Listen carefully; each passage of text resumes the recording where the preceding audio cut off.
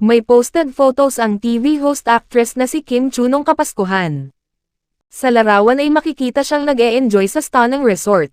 Base sa caption ni Kim, the lovely snapshots were captured on Christmas Day. Kasama ang pamilya, ay sa Balesin Island nag-celebrate ng Christmas ang pamilya ni Kim.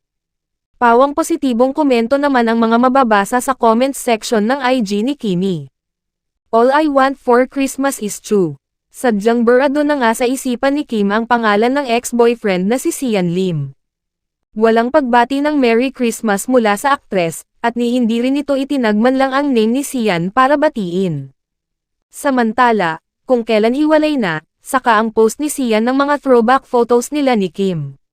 Naloloka tuloy ang mga netizens sa motibo ni Sian dahil bakit daw ngayon ito parang nagsisisi, at kung todo post ng mga pictures nila ng ex-GF, samantalang ni hindi nga ito nagsalita nung mainit ng bulong-bulungan ang hiwalayan nila ng GF.